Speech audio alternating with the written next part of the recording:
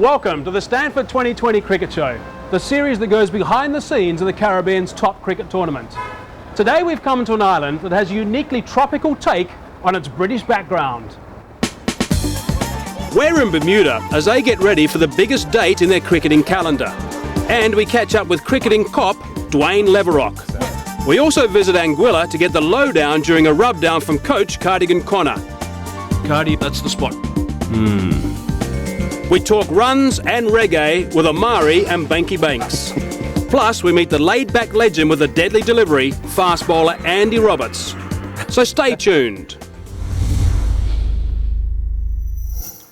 After their failure at the first Stanford 2020 and their disappointing performance in the World Cup, some people are suggesting that it's crunch time for Bermuda. But is that the case? It's hard not to notice Bermuda's history. The island's culture, architecture and traditions still have an undeniably British feel, not least the island's long association with cricket. In fact, probably the most important event of the Bermudan calendar revolves around a single cricket game. The Cup match takes place every summer between two teams from the east and the west of the island, Somerset and St George's. If I have to sum it up, it's a good time for everybody over a 2-day period. People usually relax, take it easy, forget some of the stress and strain in their lives, and just have a wonderful time. It's really the center of the year for Bermudians. Cup match is really the opportunity for us to come together as a community. The atmosphere is amazing, and this is what Bermudians live for. And as usual, fans from both ends of the island turned out in force. I want to see batsmen make runs. I want to see guys take good catches. I want to see bowlers take wickets. I want to see everything. That's what cricket's about. I've been told that a premier should be neutral, but I don't have a neutral bone in my body. And I've always been a St. George's fan, and I figured that's the Bermudian tradition. Support your team. And the premier wouldn't be disappointed. The match may have ended in a draw, but it meant that as holders, St George's retained the trophy.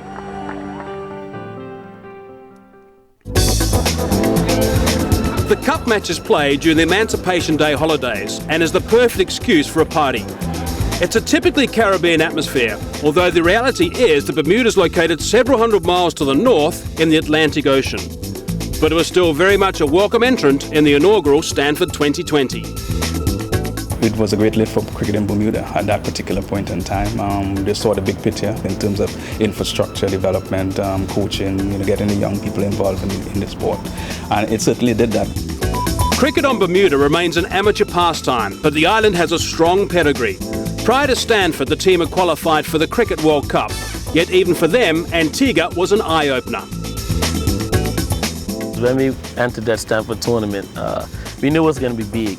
But when we got into Antigua and we saw, the police escorts and things like that, and the fans outside the stadium fighting to get in, it was shell shock, really. It was a new experience, playing under the lights. It was beautiful.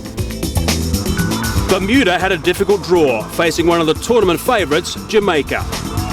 But for all their experience, it seemed that Bermuda were a little overawed by the occasion.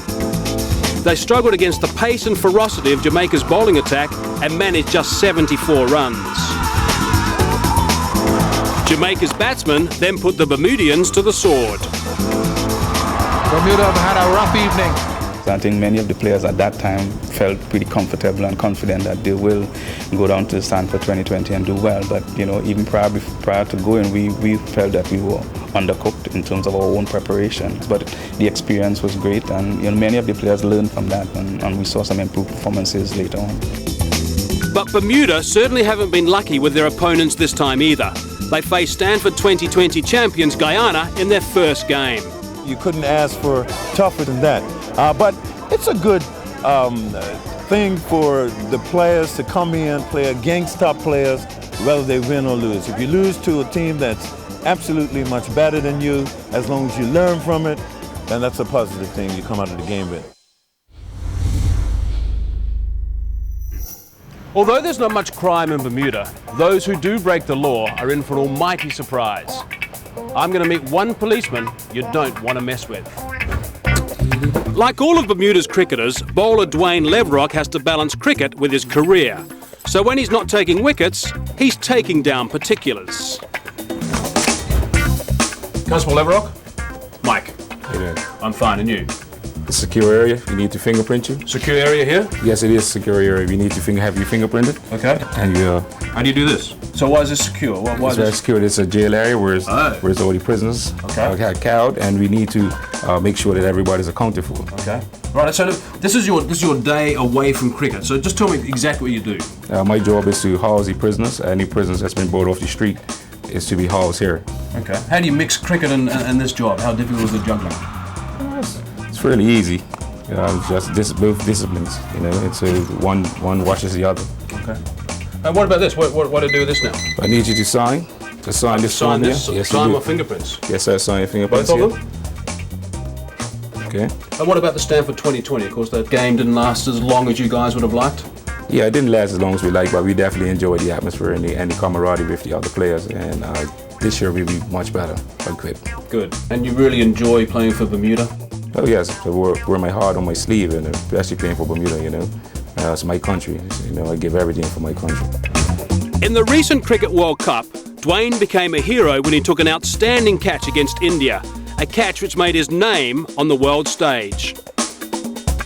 What about that catch in the World Cup? Just talk me through that. I was talking to the wicketkeeper and said that something's coming, and as soon as it came off the edge, I said, well, it's now or never. So I decided to just take a leap of faith, and the Lord carried me over to the ball and held on to it. It was a superb catch. It was one of the highlights of the World Cup cricket in the West Indies. How has that changed your life, that one catch? I guess people around Bermuda just know about that catch. People around the world knew about the catch. I had a lot of people come from Australia, New Zealand, and England coming to look for me, especially even the Indians. They love it. They keep saying the catch, the catch. I think Dwayne is one lucky son of a gun.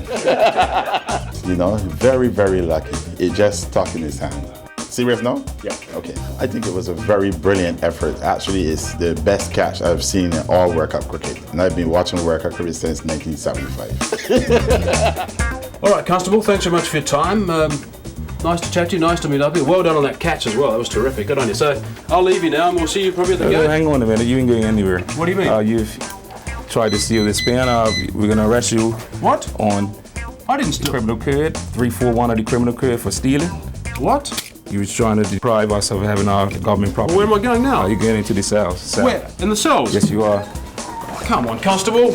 I didn't steal it. I promise I didn't.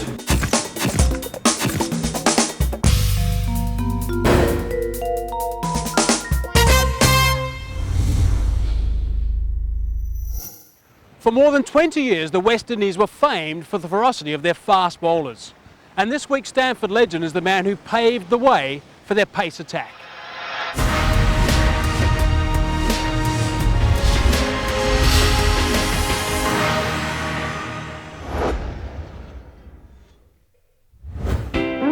They say fast bowlers are born, not made. And they weren't born any tougher, meaner or harder than Andy Roberts. And he's caught brilliantly. Capable of bowling at a reported 97 miles an hour, he blazed a trail as the first Antiguan to play Test cricket. Playing for West Indies meant a hell of a lot to me, because as a youngster growing up, I never had the opportunity of watching any Test cricket at all. All I was privileged to was just to listen to the Test matches on the radio. And I started way back in 1963 when West Indies was playing England. I always wanted to be a fast bowler. Because from an early age, maybe 7 or 8, I started playing cricket. I used to run off and bowl. But I never thought I would, one day become a West Indian player. As it turned out, he'll become one of the region's most dependable servants. And he's caught him, and a great bowling change. Roberts has done it again. He's come back. A brilliant catch there by skipper Clive Lloyd.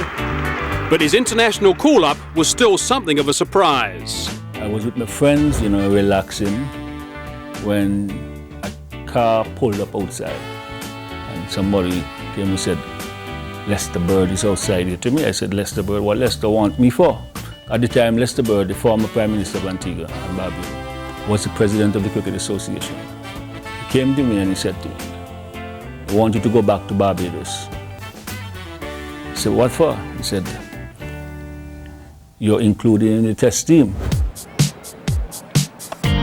He would go on to win 47 Test caps and claim 202 victims. And in 1976, during his 19th Test, he became the fastest West Indian to take 100 wickets. And that is out. It cemented him as a crucial part of the West Indies' fearsome foursome and as a fast bowling role model.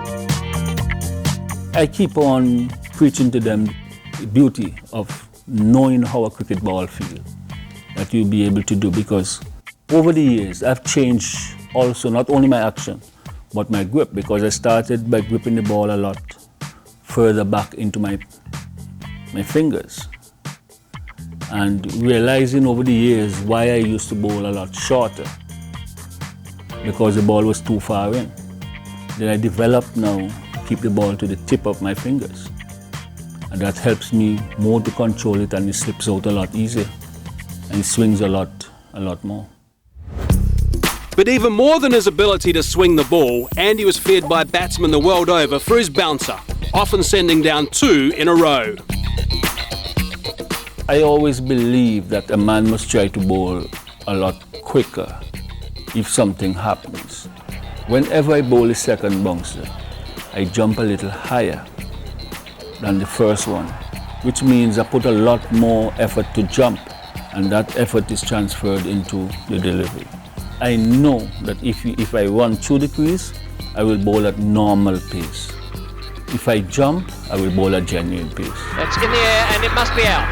Yes it is. The hook shot again is done for David Steele as he played what was a very good bumper from Andy Roberts. I never really get excited, but I always think if you're bowling a bouncer, it must be something that counts.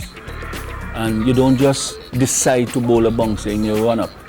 You must decide before, so on your way back to your mark. Nowadays, Andy is living life at a different pace, swapping taking wickets for preparing them at the Stanford cricket ground. But his passion for the game remains undiminished.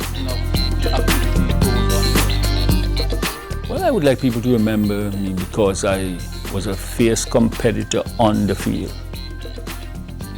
Never like losing, because losing doesn't enter my head at all whenever I'm bowling.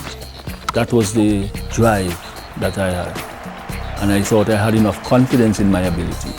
If you don't have confidence in yourself, then you can't do anything.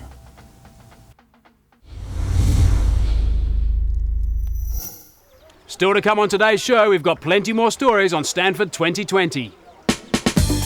We've got a bit of this. A bit of this. You've got to pivot your body too far around him. And a whole lot of this. Is this okay for you, Mr. Hagman? It's 2020. All on the radio.